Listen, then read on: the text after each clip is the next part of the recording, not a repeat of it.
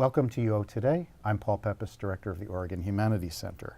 My guest today is Gabe Paquette, Dean of the Robert D. Clark Honors College and Professor of History at the University of Oregon. Prior to joining the UO faculty in fall 2018, Paquette taught at Johns Hopkins University for nearly a decade. Paquette's work focuses on the history of European empires, intellectual history, Portuguese and Spanish history, and the history of international relations. He's the author of two monographs, Enlightenment, Government, and Reform in Spain and its Empire, 1759 to 1808, and Imperial Portugal in the Age of Atlantic Revolutions, the Luso-Brazilian World, 1770 through 1850, as well as a number of edited volumes and critical editions. His forthcoming monograph is titled The European Seaborne Empires, from the 30 Years' War to the Age of Revolutions. Thanks so much for coming on the show. Wonderful to be here. Thanks for inviting me. So let's start with your career trajectory.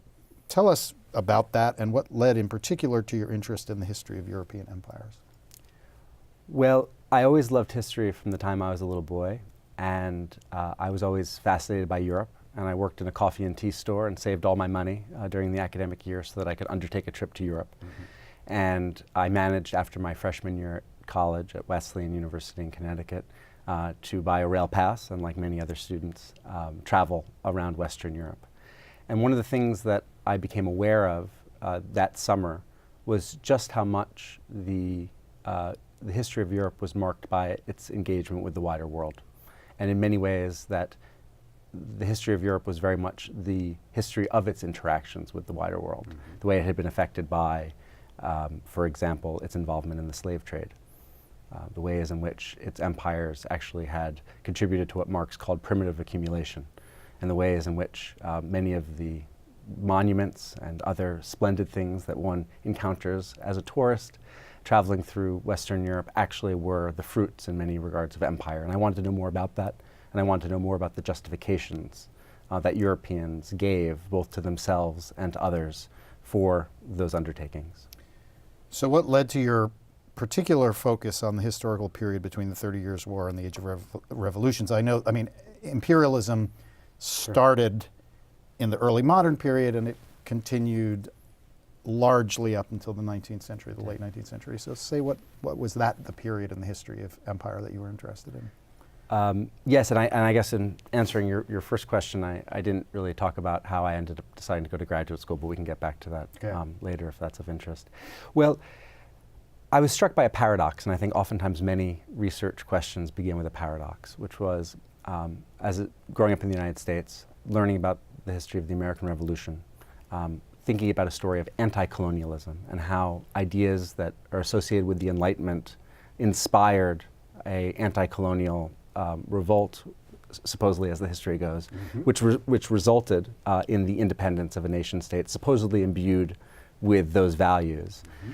I was interested in why, when I looked towards the 19th century, there was an acceleration, for example, in the number of enslaved Africans brought to the Americas, more in the 19th century after the putative Age of Revolutions than actually in the centuries before. I looked at, for example, the survival of monarchy in Brazil. I looked at the ways that liberal values in post-independent Spanish America actually led to the dispossession of indigenous peoples. And so I became interested in this paradox. There was, ideas of, famously, liberty, equality, and fraternity, and more than that, commitments to representative government, which ultimately went unfulfilled. Mm-hmm. So I became interested, by and large, in how it was the Enlightenment never actually produced a social revolution, and in many ways an incomplete political revolution, in spite of the fact that when you're studying the history of Europe in the 18th century, and really from the end of the 17th through the 18th century, one gets a sense that this is an age in which old ideas are being challenged, old institutions are being subjected to a rational gaze, they're being undermined, and that results in revolution, which is supposedly transformational. And I was interested actually in really in many ways how Enlightenment was used for different purposes.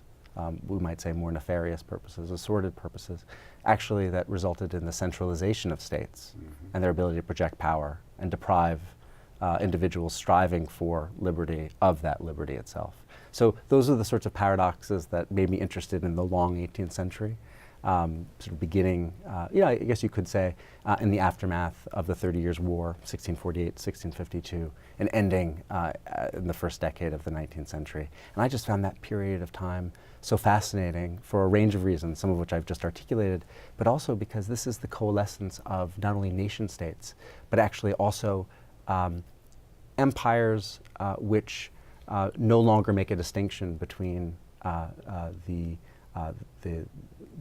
sort of metropole and the colony, but actually are transatlantic polities in which many of the sort of ideas and institutions that animate one side of the Atlantic are also found on the other. And I sort of thought this is an age of acceleration, and accelerated, proto-globalization.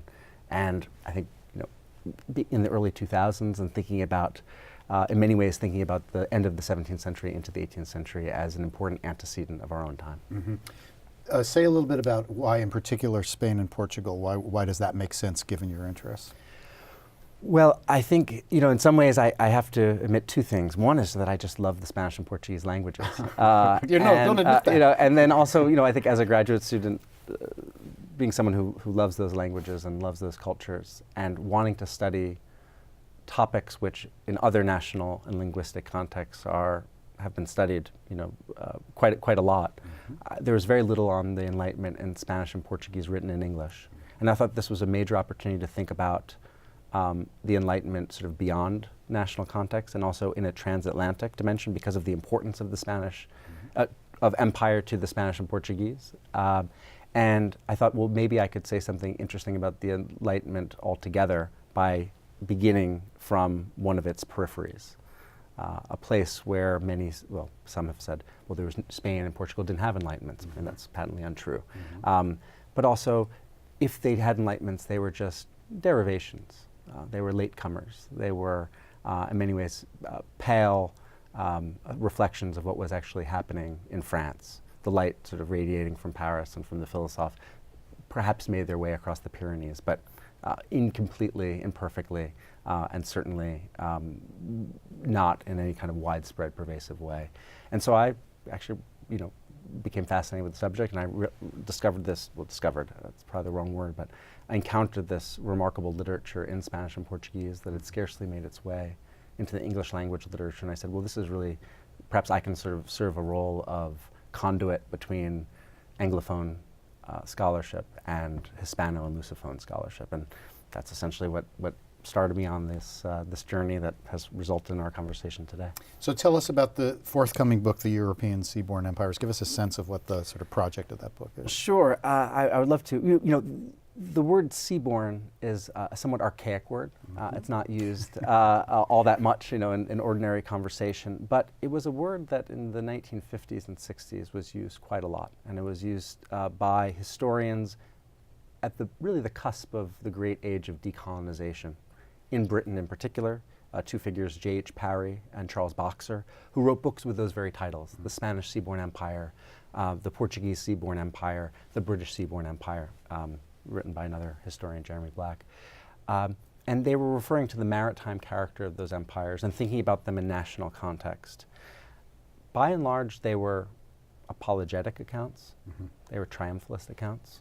How was it that these small peripheral states in Europe actually became world powers whose authority was projected across the globe and to vast swaths of human population and territory? And I thought to myself, wow, what would we do if we took all of the specialist scholarship that's developed in the last 50 to 60 years in relation to forced migration, forced labor, gender history, the history of ideas, and tried to update those older accounts for our own time? What would that look like? So in many ways it was sort of a historiographical exercise.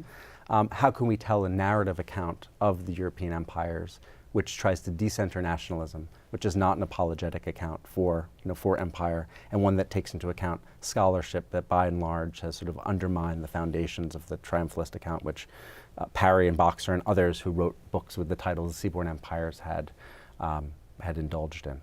And so the argument of the book, partly is that we've made a mistake when we've tried to look at the differences between empires, but instead we actually have to look at what I would call institutional isomorphism, the way in which in the 17th into the 18th century, empires began to resemble each other more and more. And that occurred really because of a sort of competitive emulation.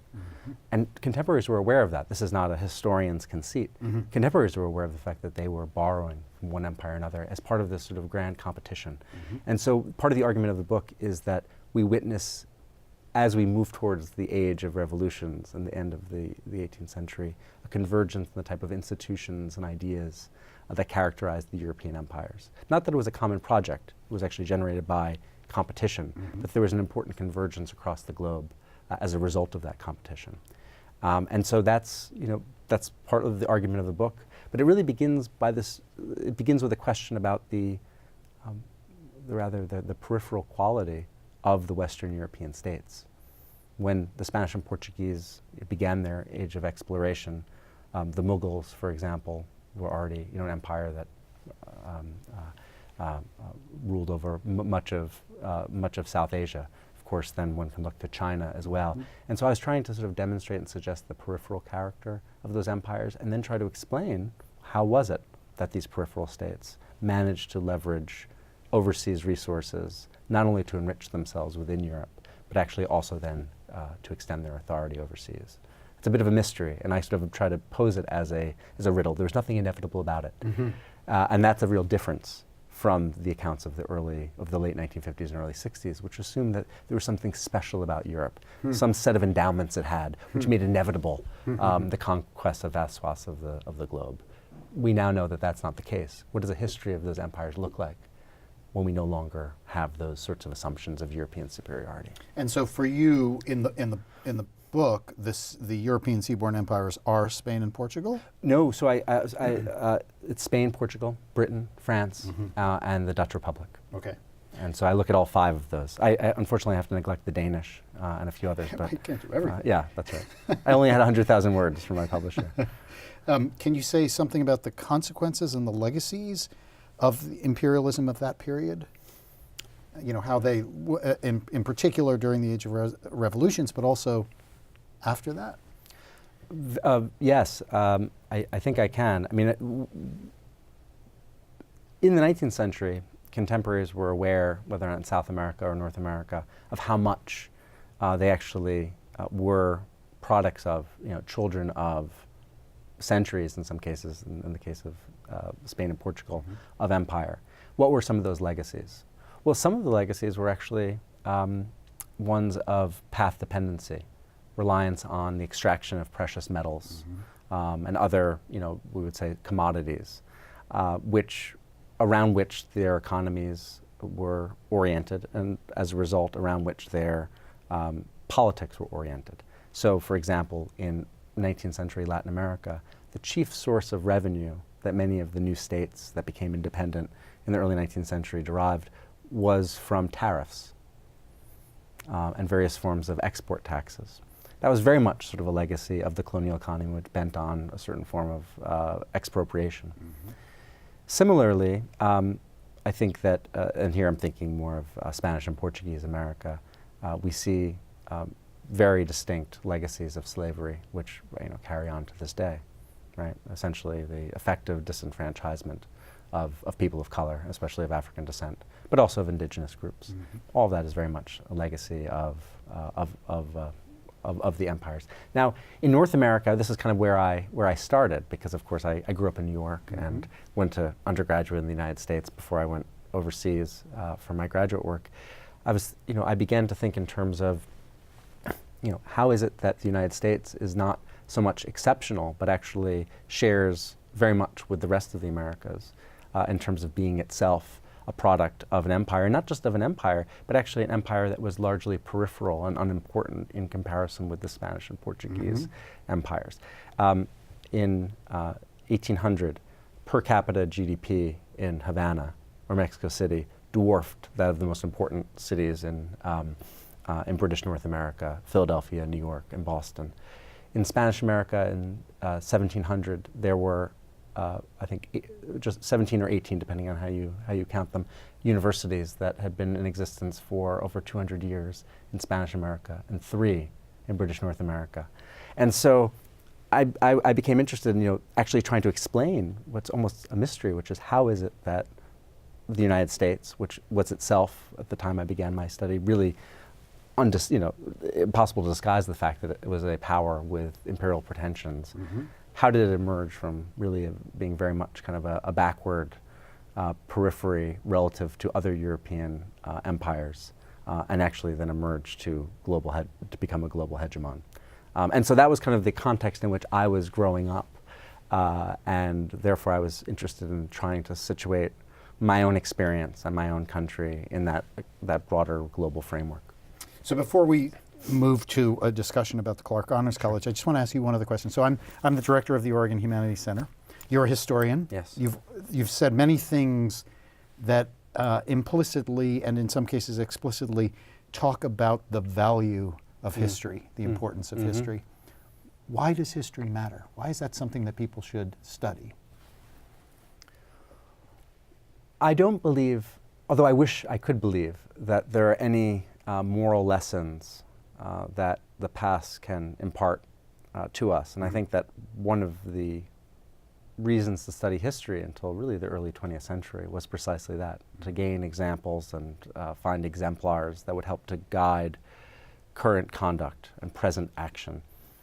I don't believe that that's actually the function of history. What I do think the benefit of studying history is to recognize the complexity in which we all operate, which we don't have access to in the present, that can only be recovered through the study of a series of documents, including oral histories, that put us in a position to not only appreciate complexity, but then recognize the broader context in which we're operating.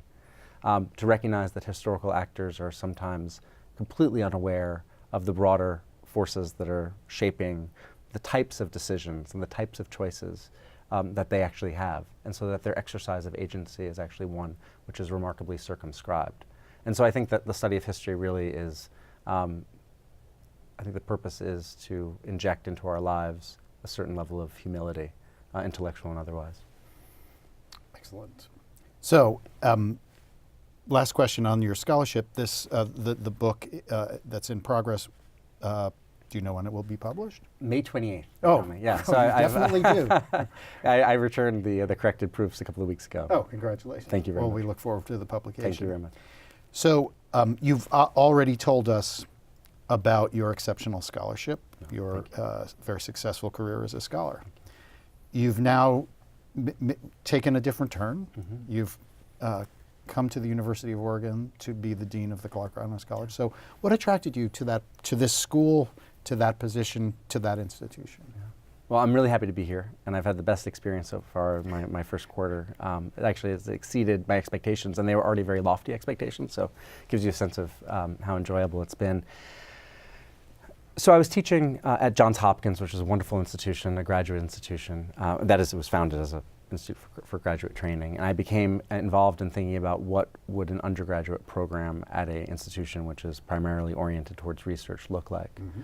And I became aware of the fact that the things that I cared most about, the liberal arts, were actually, in many ways, under attack. Now, that shouldn't have been surprising to anyone. We've been talking about the crisis of humanities and liberal arts for quite some time. But I thought, well, if I really care about these sorts of things, and if they've influenced my life, these forms of study, these types of ideas, for such a long time, don't I want to make sure that in some small way, that others can enjoy and benefit from the things that I've experienced, that they can study the sorts of things that I've had the opportunity and the privilege of studying. And therefore, moving into an administrative role was deeply appealing to me, the ability to reach a larger number of students, and actually also, given my own background, there was sort of a mobility of the intellect which college gave me that I hope to give to other students who might not necessarily have thought that university and the study of the liberal arts were in their future. And so the idea of coming here and working at a public institution which has remarkable resources, and making sure that I can connect students with those resources across campus to ensure that they are being imbued with skills, writing, speaking, et cetera, that are necessary for success in any walk of life, whether academic or non-academic. that was really appealing. I mean, I think the real question is, how can I apply for a job like that? I also like the fact that the Honors College, I mean, as a historian, was one of the very, very first, if not the first, attempts by those who cared most about universities and about undergraduate education to say, we must carve out a space in the research university for undergraduate education where the best traditions of the academy, debate, discussion, sharing of ideas, interdisciplinary thinking, occur and are encouraged and are celebrated. And that's why I think an honors college like the Clark Honors College really appealed to me, and that's why I'm so excited to be here. I didn't even know about the beautiful Chapman Hall when I applied. So, you've sort of started to answer my next question, but I'll ask you to say a little bit more. What's particularly unique about the kind of liberal arts education that you could get at a place at the Clark Honors College? So you've already mentioned that you attended Wesleyan, one of the great liberal arts colleges in the country, though it is not housed in the center of a research university. No, so say a little bit about what's unique about the Clark Honors College in that regard. That's right. I mean, I think in many ways it has some of the best traditions of freestanding liberal arts colleges, the small courses. I think the commitment to interdisciplinarity or sort of transdisciplinary thinking, but one can find that at many other institutions. What one finds at an honors college like the Clark Honors College, but not at a freestanding, wonderful liberal arts college like the one I attended, is the fact that it's nested in, embedded in a major research university and all of the opportunities that that actually affords students.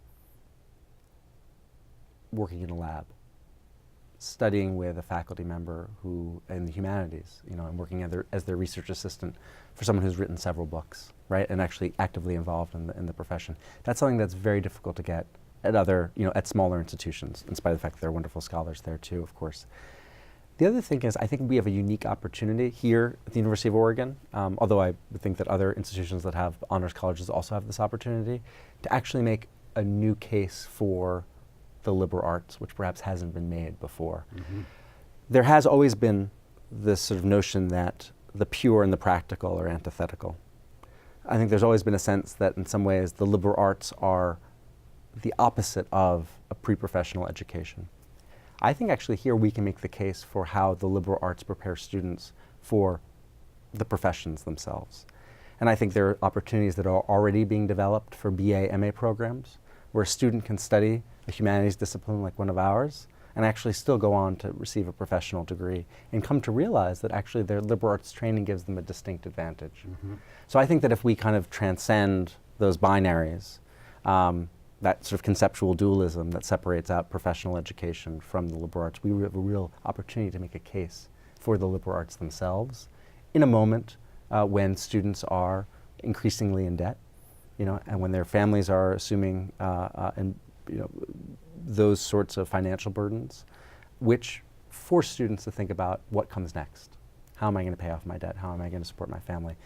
I want to make sure they don't jettison the liberal arts. I want to make sure that they enjoy the things that I've, you know, come to enjoy and been privileged enough to enjoy. And I think that we have a real opportunity to do that here because of the richness not only of our research infrastructure, but actually also of our world-class professional schools. So I'm really excited about it, and hopefully, you know, the students will also be, my job as dean is to connect the students that we have in the Honors College with all these opportunities across campus. And that includes our world-class faculty with whom they don't always manage to connect. And maybe I could say more about that in a second. Yeah, so why don't you say more about that now? Yeah, okay, perfect. Well, we have a remarkable, what was called, you know, a residential faculty. I mean, I'm always surprised that there's a disproportionate number of teaching award winners in the Clark Honors College faculty, committed teachers, but they're also committed teachers across campus.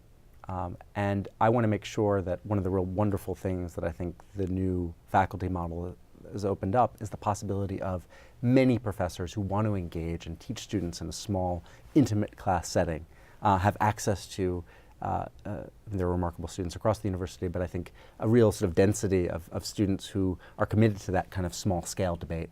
I want to make sure that the faculty across the university have the opportunity to interact with those students early on in their academic careers, to perhaps even steer them into majors across the university. So I think the president and the provost have talked about making the Honors College the university's Honors College. And I think really what that means is ensuring that the students who enter into the Honors College can have the maximum number of opportunities to interact with faculty in the professional schools, in CAS, across the entire university. And that's really something I'm very excited to do, to try to connect more faculty to our remarkable students in the Honors College. So we just have a couple of minutes Sure. left. I think I could probably ask you two questions, but we'll see how you respond. Say something about how the Honors College fosters undergrad research. You've begun to speak about that.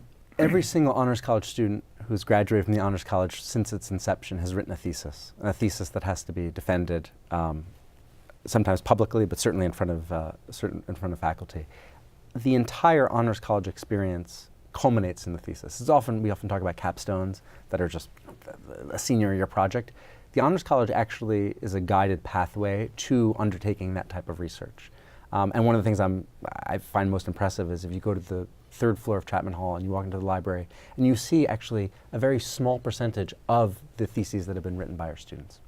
So it's really, it's baked into the DNA of the Honors College. Last question. Tell me about an experience you've had since you've come to Oregon that was particularly memorable for you, whether it's a university experience or state of Oregon or a Eugene, Oregon experience. Well, I have two little kids, so I don't get out very much. But when I do, I think just walking around campus as the leaves were changing and the foliage, and running into all sorts of colleagues that I didn't imagine I would sort of bump into, the compact nature of the campus and its beauty. These are things I didn't expect, and actually I would have come anyway if those things didn't exist, but they certainly have augmented and greatly enriched my experience. Well, you have many more experiences like that to come for you, I can tell you that's for sure. Thank you.